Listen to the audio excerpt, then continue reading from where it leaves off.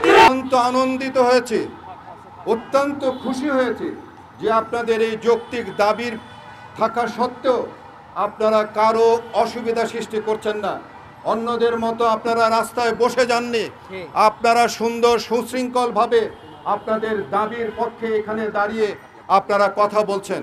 এটি আমার পক্ষ থেকে, নিরাপদ সড়কচার পক্ষ থেকে, এবং আমি মনে করি যে মানুষগুলো আজকে কষ্ট পায়নি তাদের পক্ষ থেকে আপনাদেরকে অনেক অনেক ধন্যবাদ এবং শুভেচ্ছা জানাচ্ছি।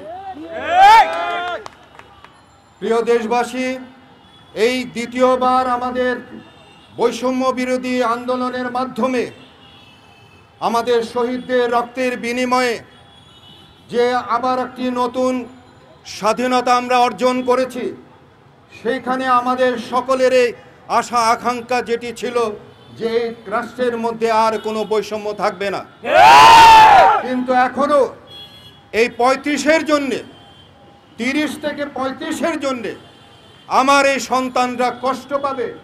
আমার এই সন্তানরাই বৃষ্টি অপেক্ষা করে, এই বৃষ্টির মধ্যে দাঁড়িয়ে তাদের দাবি আদায় করার জন্য এখানে দাঁড়াতে হবে, এটা আমি কখনো আশা করিনি। আপনারা জানেন যে গত 15-20 দিন আগে RTVতে আমার একটি অনুষ্ঠান হয়েছে, সেইখানেও আমি বলেছি, তখন এদের সঙ্গে আমার কোনো যোগাযোগ হয়নি। আমি এদের দাবি সম্পর্কে আমি জানতে পেরেছি, তাদের দাবি দাবাগুলো কি এবং পৃথিবীর অন্যান্য দেশে কোন বয়স পর্যন্ত চাকরিতে যোগ্যতা অর্জন হয় সেই সমস্ত জেনে আমি সেদিন টেলিভিশনে বলেছিলাম যে আমার এই সন্তানরা কষ্ট করে লেখাপড়া করার পর আবার কষ্ট নিয়ে কেন পৃথিবীতে বেঁচে থাকবে। তার যদি যোগ্যতা থাকে, তার বয়স যদি 1 বছরও বাকি থাকে চাকরির, তাহলে সে পরীক্ষার মধ্যে সে অংশগ্রহণ করবে।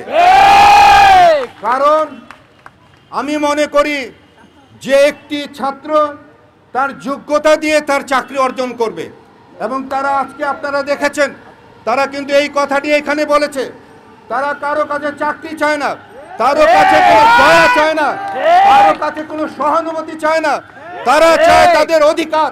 তো যে অধিকার, কোটা বৈষম্যের অধিকারের মাধ্যমে আজকের এই দেশের এই পরিবর্তন, সেই জায়গায় এখনো কেন এই বৈষম্য দিয়ে আছে? তাদের এই যৌক্তিক দাবি কেন এখনো পর্যন্ত পূরণ হচ্ছে না?